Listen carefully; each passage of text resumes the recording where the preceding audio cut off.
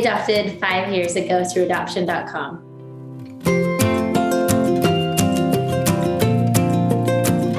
Okay, so we decided to adopt. We had some pretty strong answers from God. We felt they were. We know they were. We had been trying to have children for a few years, and one day we had just kind of reached an emotional breaking point with our fertility treatments, and we just kind of gave our wills to God in that moment, like that day. And something happened with a child who was also adopted at our church, who gave me a picture. That same day we were praying so hard about it, he gave me a picture of like a child with hearts all around it, and I just knew we had like a child that we needed to find. That started our journey, but I did feel it was a boy. I had just a desire to adopt a boy, a Latino boy specifically, since I was like in high school. So things were just happening, stars were kind of aligning, even though it felt very chaotic at the time. That's how it started out. Yeah, and I would just say that along the way, it was a process for me to kind of come to terms with understanding God's plan for us, understanding that His timing is the most important part of everything, and we were able to be guided to this process of finding our child. Thankful for Lauren. She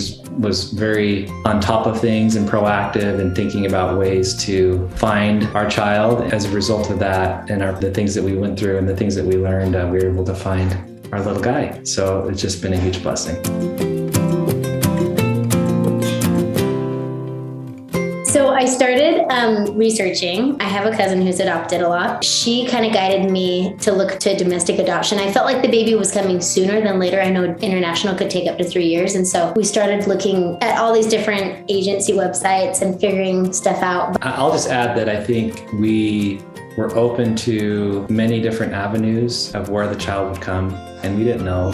I think we wanted to increase our probability as much as possible, whether that's through, looking through different agencies, Adoption.com, foster care. We did our foster care home study too, just in case. There was several avenues where the child could come. Just made ourselves open to the process of what might, could happen. It just so happened to be that, through Adoption.com, that's where we're able to find our birth mom. It just, everyone's guided in a different way, and as long as you increase your exposure to the world and to the prospective birth mothers out there, different agencies and things like that, things will work out eventually. And I just want to add one more thing. At the time, we didn't feel like we should put like open to special needs on a lot of our applications, in different agencies and like with Adoption.com. But our little guy was born deaf. So he has microtia, like an ear that kind of looks like closed on one side. And then on the other side, he was profoundly deaf. And we wouldn't have known that. But I'm just so glad that he found us and we found him, because it's just, I wouldn't change a thing in the world. And so I guess just follow your heart, because you'll be guided. And even though that happened, it was such a blessing that it happened the way it did, because I can't even believe I marked that at the time, because I think maybe I was overwhelmed and I was like, I don't know if I could give that care at the time. But I'm glad that it was just what God knew that we needed and what we didn't know we needed,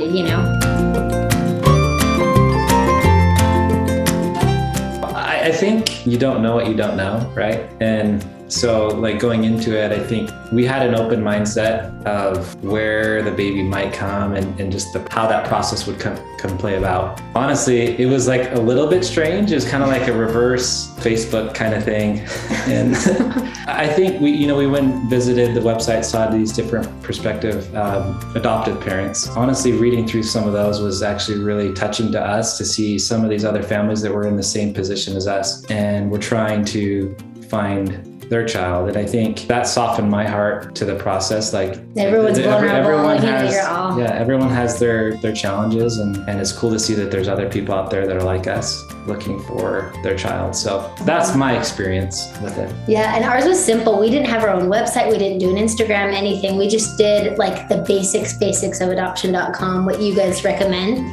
We put a few pictures up. We did like basic bio. I actually got all of my ideas from my cousin who's adopted many children. And so she kind of carried me through it. It's good to have a mentor who's done it before, because they kind of carry you through all the ups and downs of the process. And then there's someone you can talk to all the time, like some sort of an outlet where you can kind of feel heard and bounce ideas off of. And so I would like highly suggest that, having someone you trust who you can just talk to about your thoughts. Our birth mother, she was heading to work one day. She was like 24-ish weeks along in her pregnancy, and she had decided to, she went to Utah Adoption Specialists, and then they said, find a couple on Adoption.com and maybe we can contact them. So she was heading to work that night, and she, we had a smaller one. We didn't have like the biggest picture, but we had like the medium, I think. Anyway, she was heading to work, and then she had a feeling to click one more page, and then she saw our picture, and she just said she just knew by like our profile picture somehow. She's actually has Mexican ethnicity too, and I do too a little bit. And so then she like read into our profile, and she saw that I speak Spanish and that I have a little bit of Mexican ancestry in me too,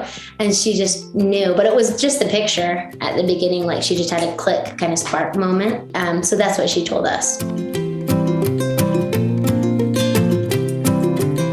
It was through your messaging system. So she sent me a message. We had only ever received one other message, and I actually was going to take down her profile the day that she sent it to us, kind of in a bitter mood, like, oh, we're never going to adopt. This is never going to happen, you know. That night is the night that she messaged us. It was just cool because it's like I forgot to that day, and then we got the message from her. So it was like, hello, this is my name. I would love to talk to you.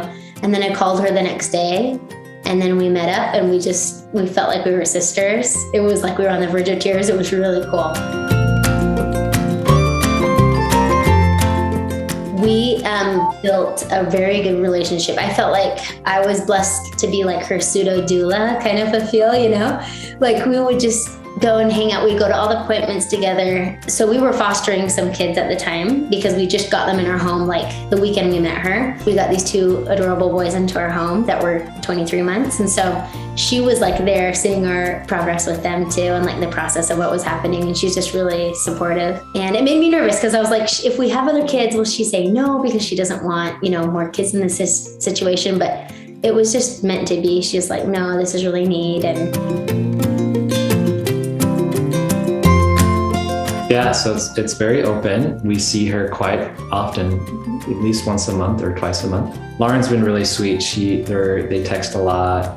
We send pictures, and we take our little guy to see her from time to time. And so he has some half siblings, right? And also a full sibling. It's been cute to see them interact and get to know each other over time. It's been really good. It's been really healthy. And I think having it be open has been really healing to her, the birth mom, seeing, you know, his progress and his special needs that he has with his ears and all the things that we do to take care of him and make sure that he has the support. She's very gracious, like so gracious. She's very, very grateful, and being in contact, she's able to see those things, right? We're very open and able to share those things. So that's really positive. And I like to tell her that she's the mom too with me. Like he's so blessed that he gets to have so many people who love him. I think I never want her to feel threatened, like, you know, with me coming by or anything that way, that she's like not the mom. Cause I always feel like she is. I feel like we're doing this together, you know? It's like a sisterhood type of thing, because I really do feel like she's kind of like my sister. I know it's rare to have that happen, but we just have a really strong bond. So it's been really neat.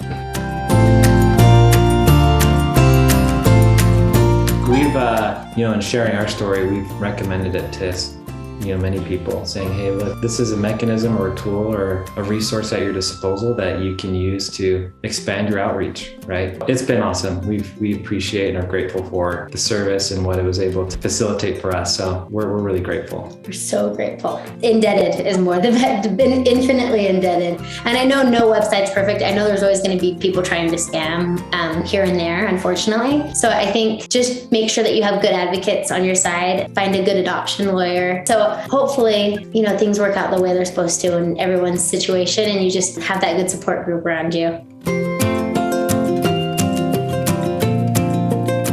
I think just be you, if that makes sense. Be authentic. I think when I look back at our profile, like we tried to represent ourselves of who we are and what we value and what matters to us. And I think that would help a prospective birth mom to see and maybe feel through the words in the pictures, the authenticity, the desire, the sincere effort to find their child. And hopefully that shines through on the profile. I think to her point, prayer, like we are God-fearing people. And so we know that a lot of it's providential. Increase your chances by being authentic and believing in God.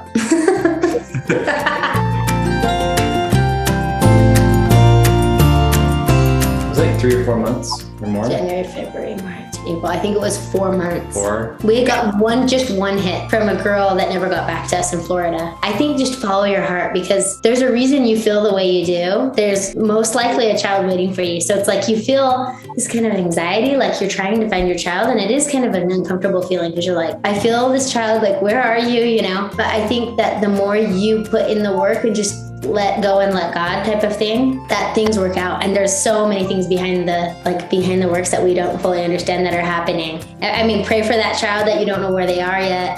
Pray for the birth mother, and that things will happen the way they're supposed to, and everything will work out.